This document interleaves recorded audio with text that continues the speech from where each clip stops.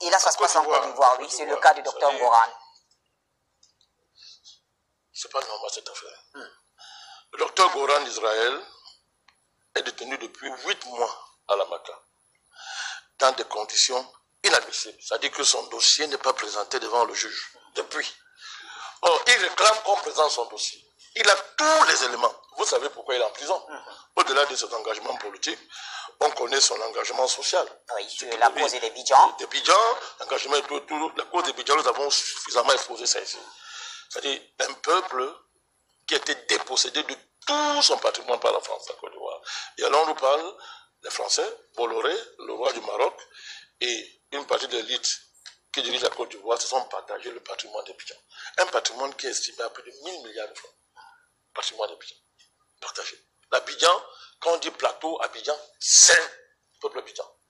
Donc, ce patriote, il est en Côte d'Ivoire, il est en prison parce qu'il défend cette cause. Mais quand on met quelqu'un en prison, sortez au moins son dossier, pour le cas précis. Dites-moi que voici ce que nous nous reprochons. C'est pas fait. C'est pas fait jusqu'à aujourd'hui. Dites-moi que nous nous reprochons ceci. C'est pas fait. Donc nous voulons apporter tout notre soutien au docteur Goran d'Israël.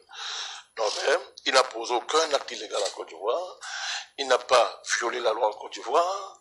Il n'a même pas porté atteinte à une quelconque institution en Côte d'Ivoire.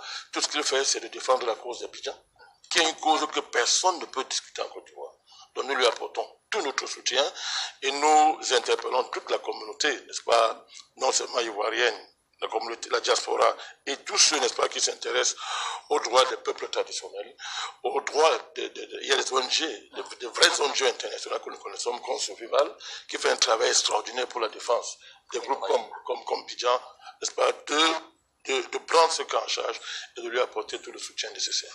Merci en tout cas de rappeler cela, président Bandakani. Il faut compléter donc que selon nos sources, docteur Goran, même en ce qui concerne les repas en prison, il doit se les acheter, et notamment aussi en ce qui concerne les soins médicaux. Nous espérons que tout cela va aller très bien pour lui dans un bref délai également. Pourquoi pas?